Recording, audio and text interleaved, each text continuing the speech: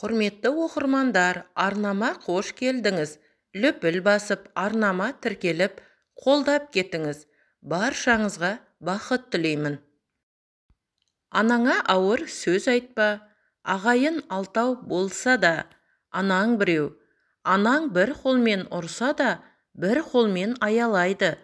Анаңа рахым етпесең, балаңнан рахым күтпе деген. Анаңызды барында қадірлеңіз, жақсы көріңіз. Анасы бар адамдар бақытты. Қазыбек биге қойылған сұрақ. Дүниеде не жақын?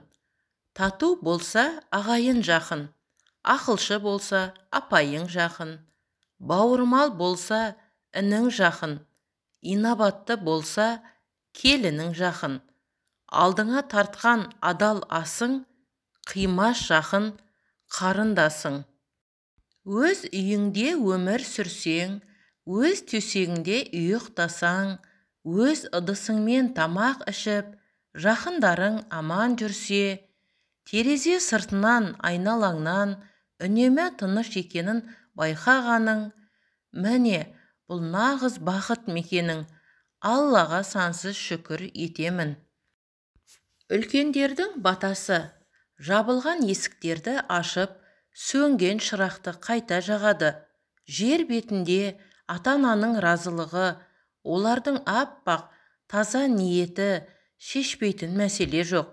Ендеше басымызға қиындық түссе, ата-анаңыздан кешірім сұраңыз. Мен үшін Құдайдан тілек тілеші, апа, мен үшін Құдайдан сұрашы, әке деп, олардың ақ батасына мұқтаж екеніңізді естеріне салып тұрыңыз.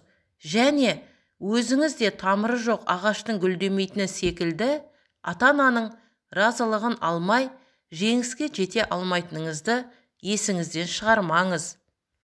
Мені жаман десең, мен шынында жаманмын. Ал жақсы десең, мен ең жақсымын. Бірақ есіңде болсын, саған қайсы жағым көрінген болса, сен соған лайықтысың.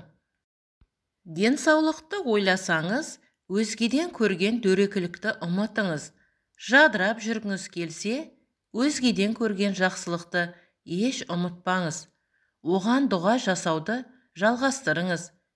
Періште аумин, саған да солай болсын деп тұрады. Адамды жөн білетін дана деп біл, істерін жалқау жанның шала деп біл. Дос болма майда тілді күлгенменен, беймағына сырты жылтырап жүргенменен.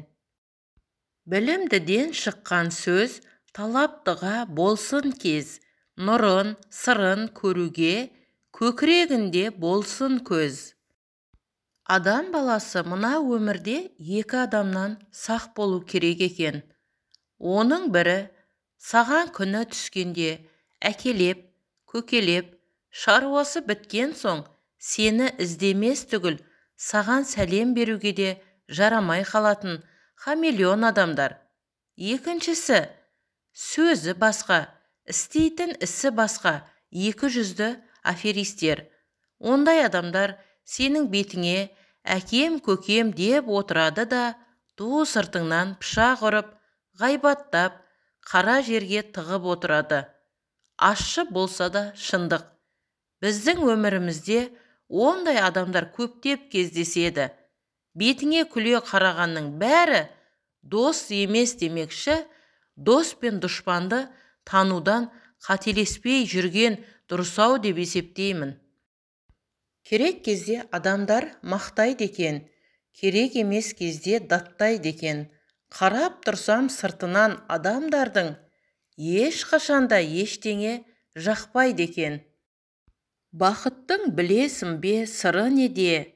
Шүкір деу керек бүгінгі күніңе де.